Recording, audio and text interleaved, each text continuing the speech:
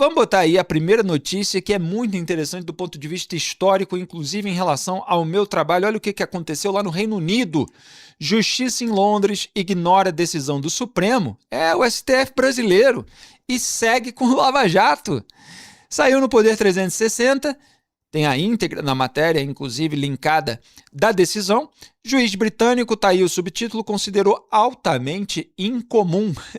Palavras até generosas, né? Ato de Dias Toffoli de anular acordo que compartilhava dados com o Reino Unido e manteve o confisco de 7 milhões e 300 mil libras, cerca de 51 milhões de reais, de um ex-engenheiro da Petrobras acusado de corrupção. Não tá dando colher de chá lá, não, por causa daquelas alegações tortuosas, forçadas, de um juiz que, olha, tem um histórico de votos, de decisões, de situações de conflito de interesse que foram problematizadas aqui no debate público e, claro, ao longo do meu trabalho. Criticadas, no meu caso, para dizer mais precisamente. Vamos ver o começo dessa matéria? Surgiu mais um caso relacionado à Lava Jato que segue sendo válido na justiça de outro país, apesar de tudo ter sido anulado pelo Supremo Tribunal Federal no Brasil. Dessa vez, um tribunal de Londres decidiu que a agência britânica SFO, Serious Fraud Office, pode continuar a usar provas obtidas no Brasil para defender o confisco de 7 milhões e 300 mil libras esterlinas de um ex-engenheiro da Petrobras acusado de repassar propinas a ex-colegas. Ou seja, está decidindo o Tribunal de Londres que pode usar, sim, as provas.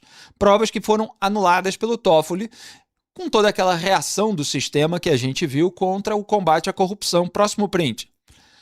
O Serious Fraud Office é um órgão governamental independente do Reino Unido que investiga e processa crimes econômicos complexos de alto nível, incluindo fraudes corporativas em larga escala, suborno e corrupção. Então, o juiz permitiu que esse órgão continuasse usando as provas da sua investigação. O juiz Mark Wilkes, do Tribunal da Coroa Britânica em Southwark, na região central de Londres, escreveu assim num trecho de seu despacho. Pode botar o próximo print? Abro aspas. Vale observar que esta situação, na qual uma autoridade judiciária do Estado requerido, o Brasil, né, tá aí até com um Z, o resto está traduzido, evidentemente, do inglês. Revoga, posteriormente e de forma ostensiva, a base jurídica interna para o compartilhamento de material de assistência jurídica mútua, MLA, que, à época, havia sido legitimamente compartilhado com o órgão de acusação do Reino Unido. Na experiência deste tribunal, bem como na dos advogados que atuam no caso e daqueles que os instruem, no mínimo, altamente incomum. Fecho aspas. Então, o que o Toffoli fez? Ele tentou invalidar as provas, no caso envolvendo o Petrolão, o esquema de corrupção da Petrobras, não só no Brasil, mas também em outros países, revogando a base jurídica, como está escrito aí na decisão, para o compartilhamento do material. Mas a Justiça de Londres está dizendo, não, a gente acha que o compartilhamento está valendo aqui, nós vamos continuar usando essas provas. Queiram vocês ou não, aqui quem manda somos nós. Se o Brasil permite que juízes do Supremo Tribunal Federal façam esse tipo de coisa, aqui a gente não vai varrer a sujeira para debaixo do tapete, não. Então, eu estou traduzindo aqui do meu jeito aquilo que ele disse em palavras muito polidas, como é próprio de uma autoridade de Londres, de uma autoridade britânica. Leia a íntegra, tem lá o link, inclusive, para quem quiser acessar em inglês, da decisão do juiz Mark Wilkes. Pode botar o próximo print? O despacho é de 20 de maio de 2026, mas ficou conhecido só agora, depois da organização não governamental, que é o nome por extenso de ONG, né? Às vezes as pessoas não lembram, Spotlight on Corruption, ter obtido o documento que foi compartilhado com a Global Investigations Review, que publicou uma reportagem exclusiva para assinantes a respeito do caso. Próximo print, então são detalhes aí de como isso tudo veio a público. E aí eu separei para vocês aqui a postagem da Transparência Internacional Brasil comentando essa notícia.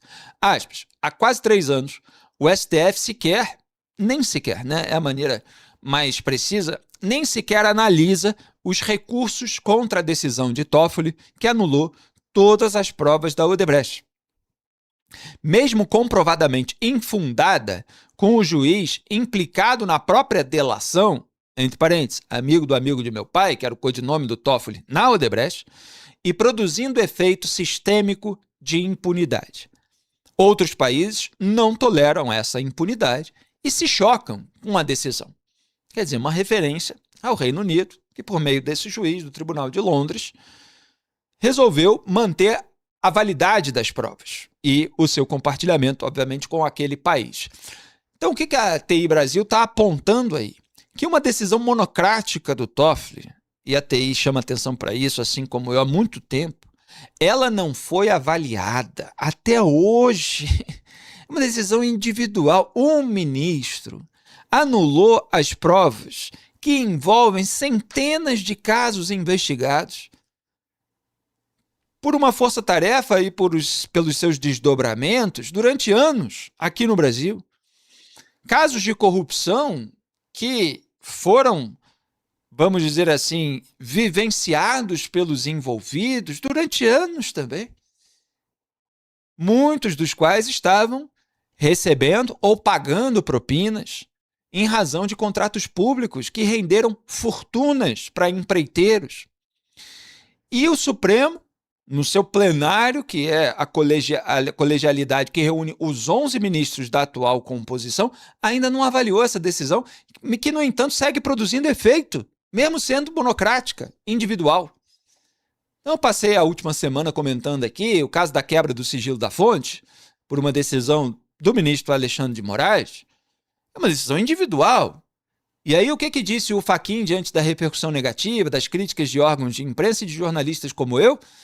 Falou que, ora, vai ter a colegialidade vai confirmar ou vai deliberar sobre essas questões, etc. E aí o Moraes falou, vai ser a primeira turma, né? Porque a primeira turma é sob influência dele, tem o Flávio Dino, que está envolvido no caso também. Ora, isso aí, espero, né, tomara, não espero muito, que eu não espero nada do Supremo Tribunal Federal, é modo de falar. Mas tomara que isso aconteça rápido, diante da gravidade do caso. Agora, a do Toffoli está há anos sem ser analisada, porque não interessa ao sistema. A reação do sistema contra o combate à corrupção, ela foi feita para gerar aí essa nulidade de provas, para que todas essas pessoas ficassem impunes, para que todos os efeitos fossem produzidos e depois, na hora de avaliar aquela canetada, ninguém se importasse mais. E não desse sequer tempo de voltar atrás em tantos processos que já foram adiantados em razão dela. Então, que bom que a Transparência Internacional Brasil não esquece, testemunhou essa história, foi perseguida, inclusive, em razão das suas críticas e dos seus levantamentos, porque parte dessa perseguição se deve a um ranking que a Transparência Internacional Brasil faz, onde o Brasil caía posições na percepção de corrupção, na questão da impunidade, e isso gerou revolta lá no Supremo Tribunal Federal, entre os ministros da atual composição, a turma do STF Futebol Clube, uma patota, né, que se confunde, que tenta se confundir com a instituição. Então é para mostrar que a Lava Jato vive, mas em outro lugar, um lugar onde a corrupção não foi naturalizada, ao contrário do que acontece aqui no Brasil. Então fica esse registro histórico que eu faço questão de fazer no programa Análise dos Fatos no meu canal de YouTube. O vídeo que você acabou de assistir é um corte do programa Análise dos Fatos, transmitido ao vivo às segundas e sextas às 12 horas e terças, quartas e quintas às 18. As íntegras ficam disponíveis na aba Ao Vivo do meu canal de YouTube e os cortes na aba Vídeos. Curta, compartilhe e seja membro do canal para ajudar a manter esse programa no ar. Obrigado.